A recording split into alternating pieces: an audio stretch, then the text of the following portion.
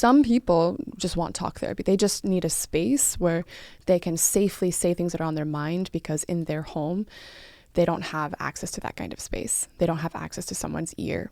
And that can be therapeutic for some people. I don't really have the patience for that. From a therapist standpoint. Yeah, honestly, I'm pretty clear with my clients that I have. I want to respect everyone's time and everyone's money. It's just not what you do. It's just not what I do. Like I want to productively lay out, create a game plan and figure out okay, what exactly are we trying to achieve here? How are we going to get there? Because I don't think that therapy should be a way of life. I don't think people should be spending their entire lives in therapy. Love that. I think that you should go into therapy with an intention, or to figure out an intention, figure out what you need to figure out. Your therapist is going to help you set up a lifestyle or a support network that allows you to get what you get from therapy somewhere else. Allow you to just get into therapy and then get back out of therapy and into your own life. Love it. Yeah. So I want to speak to that a little bit, because I think you touched on something that many people find as a problem when it comes to the therapy world, including myself for a very long time. I'm guessing if we lined up 10 people and we asked them, 10 people who aren't big, huge believers in therapy, and you ask them, what's your problem with therapy? I'm quite confident that most, if not all, will touch on somewhere along the lines of the fact that I just feel like they're just taking my money for me to just show up, and just it's a never-ending storytelling thing, and I'll just share and share and share forever, and it almost feels like it never reaches an end. Like there's no bottom to the pit. Speak to that. Like how, I don't know if I'm sure the therapy world is aware of that, but from a therapist standpoint, like you yourself, right? Let's say you come across someone, yeah, I'm a therapist, whatever. When you start working with clients or onboard clients, how do you make that known to them or to people you come across that won't be the case with you? And how does the therapy world in general, if at all, try and combat that? Is any of this discussed, like in what's the name of the place you learn to become a therapist? I want to keep saying University of Washington. University. University. I want to keep saying therapy school. Say it. I love it. I'm a graduate of fucking therapy school. Did you go to therapy school? I did. I went to therapy school. Oh my God, that's so funny.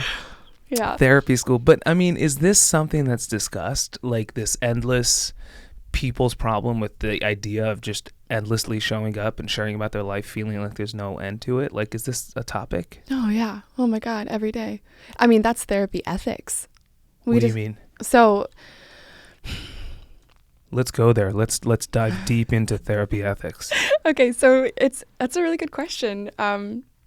There are multiple layers to that, because there's that daily discussion when you're in group consult, like at 8 a.m. before you start seeing clients. Everyone, generally like community health or in small practices, comes together, all the therapists, and they're like, okay, I have this client. We're not making any headway. Like they just come in and they talk and like, that's it. That's all that's going on. There's no engagement.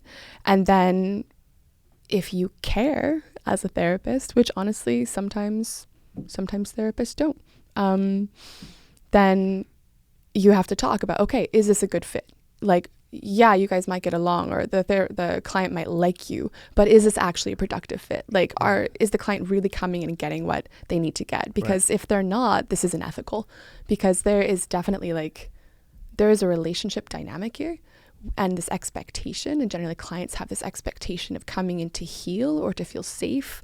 And that's what it's really supposed to be. And it changes where you go, but sometimes therapists really, that is all that they can provide. But if that's not matching the expectation of the client, then it becomes a question of ethics.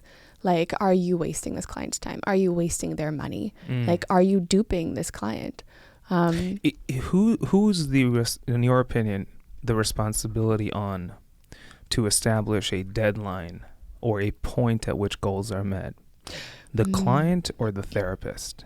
Who are you? How do you know how to ask these questions? I'm an alien.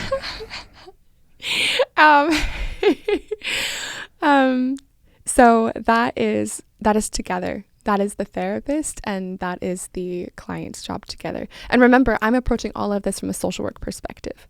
So as opposed to what? as opposed to a psychiatrist or a psychologist or like all of the other backgrounds that lead into therapists. So a therapist is like this general title for someone who uses therapy modalities or highly researched methods of achieving mental health or psychological results or behavior results or modification with clients, right? So my social work perspective specifically is about okay, we say this, like you go in to see a psychologist or for talk therapy and they want to get to the root of your problems.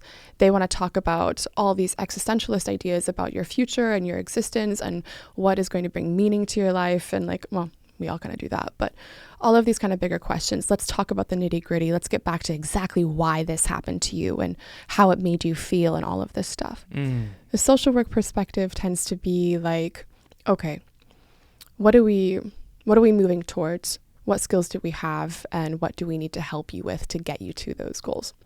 So it's a much more kind of productive, proactive. So ethically, you're saying from, your education standpoint, like how you guys are taught, the responsibility lies on both the client and the therapist to, I'm assuming when you guys first meet, to establish clear goals and work together to meet them. A treatment plan. Treatment plan. Absolutely. So a therapist, so for anyone who's listening or watching, if you're going to a therapist and that hasn't happened, that's a red flag. That's a huge red flag. Huge red flag. Absolutely. Yeah. Fascinating.